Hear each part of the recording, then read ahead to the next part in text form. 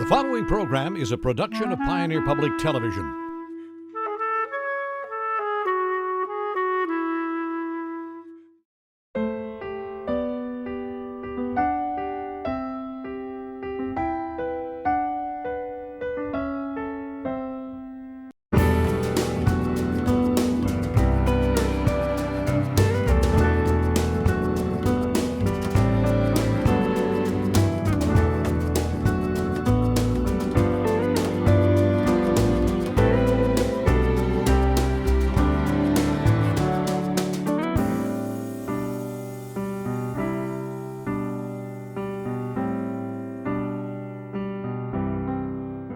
Hello and welcome to Compass.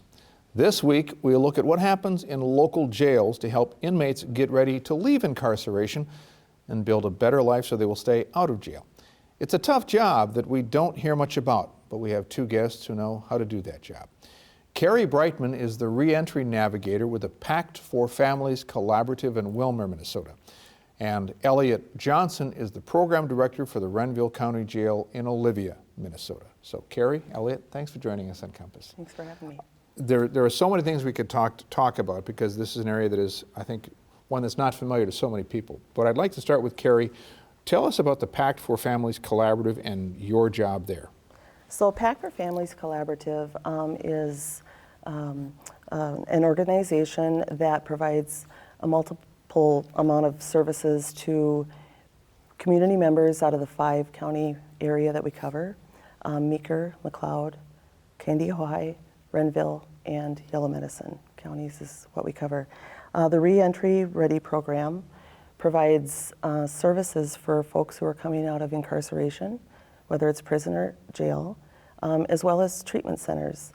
And we try to fill the gaps in services that are lacking. So my main focus is to reduce recidivism rates by helping folks become productive and successful members of society. Helping them face the barriers that are very, very common, which include employment, transportation, housing, family reintegration, and that's just to name a few. All of the things that they would need to be successful, because again, Correct. as we said, the idea is what can an inmate look forward to in a way that would help them to be less likely to recommit. Right. Yeah. And Elliot, the job of program director in a jail, that's something I suppose that many people don't even know exists, but this is what you do. Yeah, so the title program director, each county, it's very different, if they even do have a program director. Your larger counties and medium-sized counties, I would guess, would have a program director. My job is specifically in Renville County, I manage all the programs within the jail. So that would be anger management, parenting classes, GED, chemical dependency treatment, just to name a few that we have. I also do a lot with the inmates' reentry into society. So I work in a jail, so access to other parts of the government is somewhat difficult at times because we are behind steel doors. Not many people know what happens inside of a jail. So for an inmate to even go over to human services, that's a process in itself. Or for an inmate to go over to the Salvation Army or talk with public health. That's where I kind of come in and I kind of try to bridge the gaps for the inmate. I try to create a communication and so they can fill out all the necessary paperwork. Also, we do quite a bit with treatment aspects. I help them get set up with Rule 25s, contact necessary counties. Rule 25 would be an assessment for their chemical dependency. I also meet with each inmate and try to figure out what basic needs they have as soon as they get into jail. I mean, I want to know what's the best way to prevent you from ever coming back to jail is essentially the conversation I'm going to have with that person. Yeah. And I know in some discussions we had before we started recording, you said that there's some things that work and some things that don't. And one of the most important things you've said you found in your current setting is the attitude toward the inmate, right? Tell us about that. So our jail is fairly well known in the small group of people that know about jails. That we have a different style of approach with our inmates. Punishment isn't something that has ever been proven to work. It specifically with inmates. How is that making them a better person at the end of the day if I were to lock them down? Whereas I could do alternatives to punishment. And an outburst in anger is clearly an issue with anger. I want to resolve the issue by addressing that. That's where the anger management program would come in. You give them the option of doing, well, would you rather be locked down and do that, or would you rather attend anger management classes in lieu of that? That way I'm actually not only solving the one problem I encountered, but also the other problems that I might encounter, as well as problems outside of jail. That same person might have been charged with assault or terroristic threats, things like that. If they find the answer inside of jail, then there's a possibility of ending one aspect of their challenges. Yeah, their challenges and Right. their criminal behavior. Yeah. So Karen, of course, you see this in a number of different settings because you work regionally on some of these issues. So what do you think are the things that we really need to do as a society to be better at this? Well, first of all, I think when you face barriers as a felon with employment, because of our laws that are established, it makes it very challenging to secure housing and maintain housing. And then when you're lacking transportation, due to many different aspects. One of the first things that I think of is many times parents fall behind on child support, for example, and then they face a repercussion of losing their driver's license and then can't travel to get to work or maintain their job or whatever. And so I think it's multifaceted, to be quite honest. And like Elliot said, if you help them face the barriers and get the resources that they need to overcome those barriers, I think that is huge. Most of the time, they don't have someone to connect to help them connect to resources, or you be the resource for them and help guide them through these things. So they face societal judgment as it is, and then on top of that, because of the laws and guidelines that are created, it makes it even more challenging for them to become successful members of society. And I think a lot of times their issues are overlooked. Many times, I would say almost 90+%, we're looking at folks who have faced adverse childhood experiences, ACEs, I'm sure you've heard of that. And it affects them throughout the rest of their life at times, and mental health, substance abuse. Folks that are being incarcerated for substance abuse, if we dig deep enough, find out what they need to overcome that, instead of continuing to incarcerate. Sure. I think that's another very important thing that we could do differently. Right, and of course, as we talk about the rates of repeat offenders or recidivism, as the short term is, Right. There are some national numbers on what those rates are, Right. and there are also some differences, I know, between, let's say, national averages and what rural Minnesota may have. And Right. Carrie, we were talking about this earlier Right. too. So Minnesota's recidivism rates are about 37 to 40%, kind of fluctuates a little bit. Nationally, you're looking at around 68%. So in other words, if I could jump in there, so what we're talking about is a rate of after someone has committed a crime and been incarcerated, Correct. that then what happens is that there's 37% of them, Once they're released, 37 to 40% in the state of Minnesota will return back to incarceration within 3 years. If they aren't returned back to incarceration within 3 years because of a violation or another crime, then the rates go higher at 4 years, 6 years, 9 years. it just continues to rise.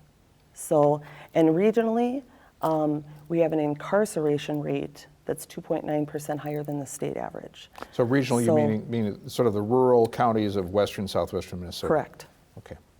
yes. And so when you talk about things that might help to reduce recidivism, you've talked about there's transportation, there's housing, because when an inmate gets out, if there's no family to connect to, they have to figure out how they're going to get a job, how they can get to a job, how they're going to pay for housing. So there are 3 or 4 or 5 very clear barriers: chemical dependency, substance abuse, Mental multiple health, things yes. that you as program directors need to worry about. Right? Absolutely. And those are the main things that I see. And there's, of course, your smaller day-to-day things. If you think about the things that we need to survive, the necessities, if you don't have the means to provide yourself with housing, food, transportation, it can escalate. And oftentimes they'll return back to their old ways because of survival mode. They go into survival mode and you go back to your old ways of what got you into trouble in the first place without the proper resources available. So programs such as mine, I think it's a newer concept, I think would be very, very important. I believe Elliot's position, we have transitional coordinators within the prisons, but I'm not real sure how common it is to have a position like Elliot's throughout all the county jails. Typically, there's actually a term, it's called a RAP program, Release Action Plan, and you'll find that with the bigger counties. These get so involved and they require so much time that they only take a select number of people to do it. So you're almost selected out of a group of people and meet criteria, and then you're allowed to be part of the RAP program.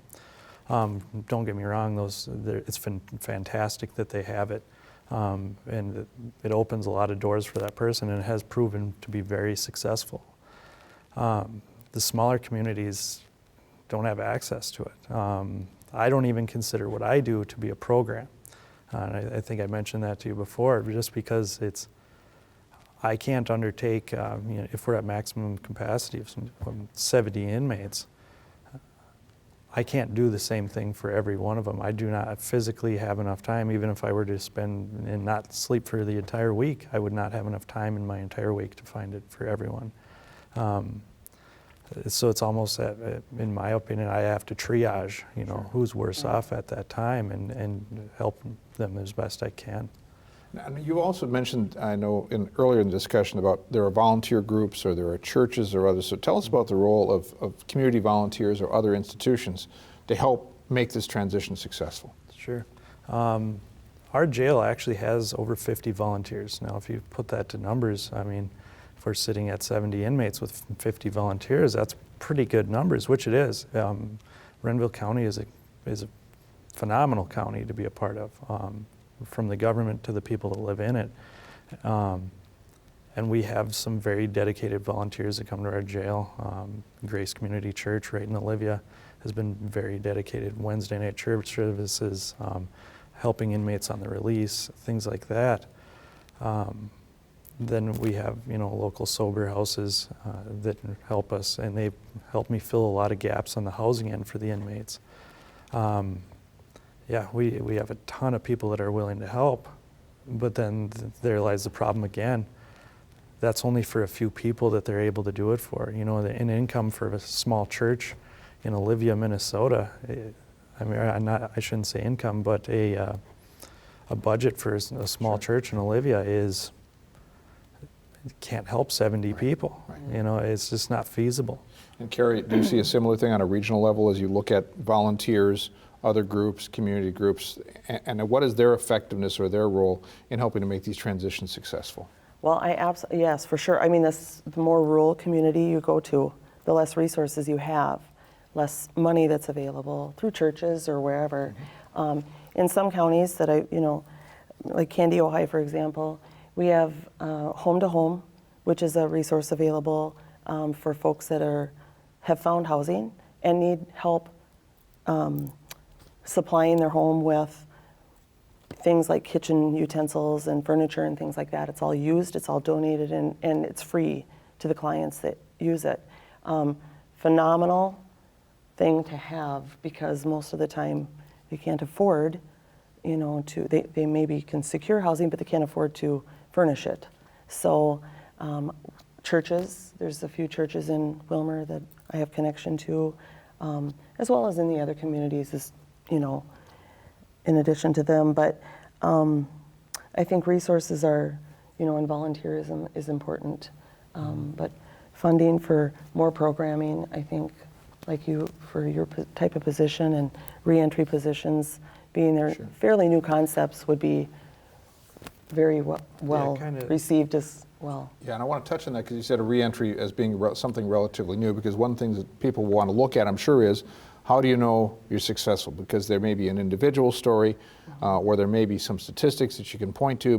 But as you said, Elliot, if a lot of things in the current system haven't been working, you have examples, I'm sure, of where you've been able to work with somebody, or Carrie, you have, and you know that you've helped them make a successful transition that perhaps they wouldn't have if you hadn't been there, right? You've seen those? Yeah. One that comes to mind, Renville County Jail also houses federal inmates. I can't give specific names of the people that I helped, or that our jail has helped. But the one that comes to mind is he's an individual. Half his face is tattooed. His entire body is covered in tattoos. A lot of tattoos which are gang related.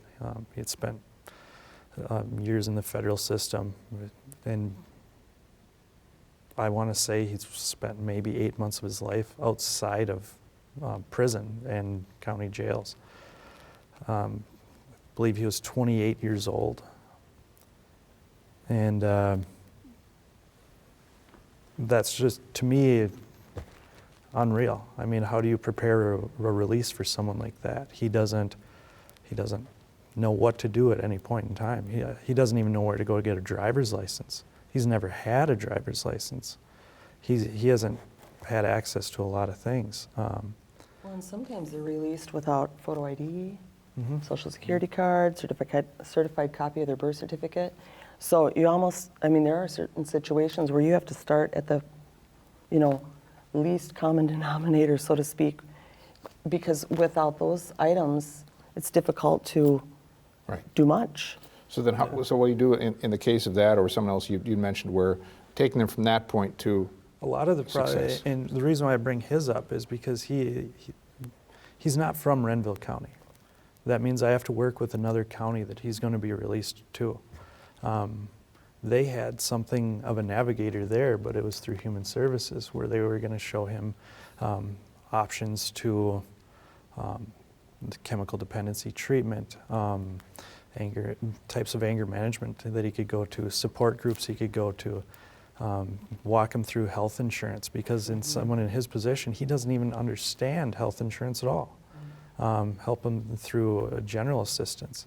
And that, to me, I thought was the coolest thing I had ever heard of. Their Human Services actually had somebody devoted to walk him through. And they said, well, since he doesn't have an ID, how am I going to recognize him? And I said, you'll know exactly who I'm talking about the second he walks through the door. Because he looks like he's been to prison. And he was actually a very decent person. He was very kind-hearted, very respectful. Did he have his moments? Yes, he did. But how can I expect something different? Expecting him to turn out like you or me or anyone, it's a challenge, because he never will. What he will turn out is, eventually he could turn out to be someone who is his own, you know what I mean? Somebody who's actually in recovery from incarceration, you might call it. So you've seen individuals that you've worked with make the transition for a year or 2 or 3 years after being incarcerated, maybe the longest stretch of time in their life where they're not incarcerated. And Carrie, you, similar stories? Similar stories. When you talk about that, I have a recollection of a young man in his early 30s, came out of a very long-term incarceration in prison, tattied up, neck tatties, and the the whole body covered in tattoos, and came to see me, and we just started diving in. And weekly visits, one-on-one, for well over a year. And there were periods of time where we could stretch the visits out a little bit further, but with time and perseverance, I heard from him just the other day, and he has maintained his employment the entire time at the same place because we finally got somebody to give him an opportunity. He has his own home now. He was living with a family member, and one of his goals as a 30-year-old was to have his own place, and he has that. He has a significant other in his life, which he didn't think he ever had hope for, healthy relationship. He got his driver's license, bought his own car, just an amazing success story, and there's more of them out there, but one person can only serve so many people. Sure. So, as we look at the success stories, which of course what I'm sure drives both of you in your work, knowing that there are those success stories, and we have examples of that are probably easier to describe than they are necessarily to measure on a nationwide basis. I've been wondering, what are the things that you wish more people knew about the work that you do? So, because of course, Carrie, and a lot of what you do, people don't know about it, or Elliot, they don't know about what goes on in the jail. Carrie, I'm going to start with you first. What would you really like people to know about what you do that you find most people don't? So what I think is very important to know is that when you help folks become productive members of society, whatever success looks like to them, it helps build stronger individuals, families, communities, and society as a whole.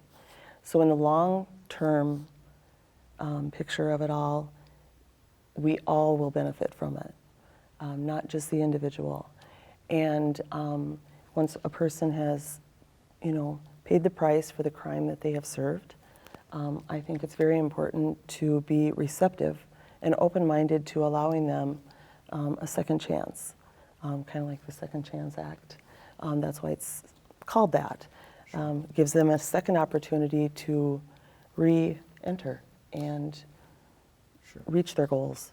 And we should clarify, the Second Chance Act was passed by Congress in 2007, I believe, as a way to encourage and take a look at this issue of reentry into society, correct? Correct. Okay.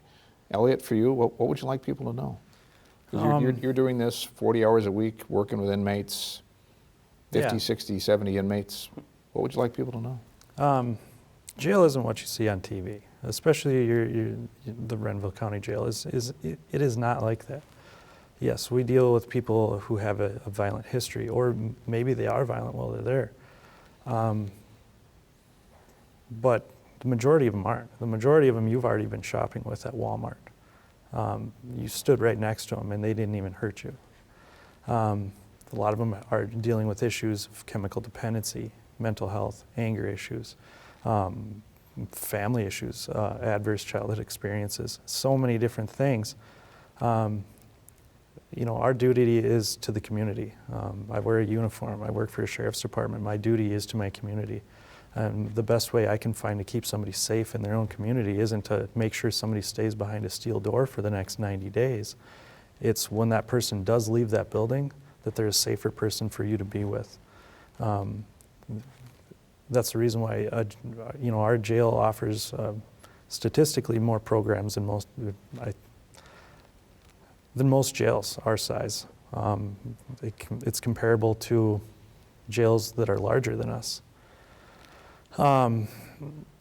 And it's in order for that to happen, for me to produce that person that comes out to be a better person, I need access to these programs. I need anger management. I need to have these things for the inmates so that they can work on them while they're here, or while they're in jail, as opposed to as soon as Carrie gets them, when they get out.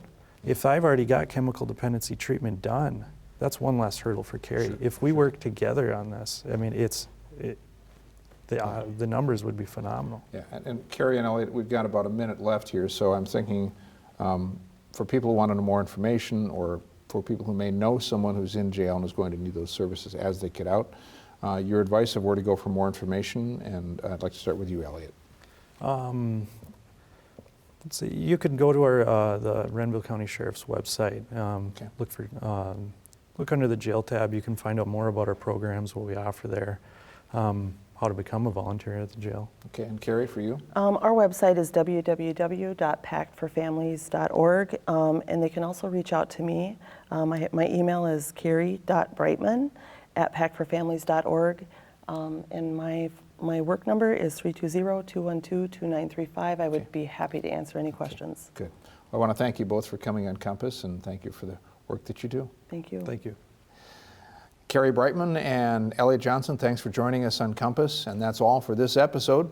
Thanks for watching, and we'll see you next week. Have you missed an episode of Compass? Every episode is available to watch free online at video.pioneer.org or on the PBS Video app. And keep up to date with the latest Compass happenings on our Facebook page. Search Compass on Pioneer on Facebook and hit the like button.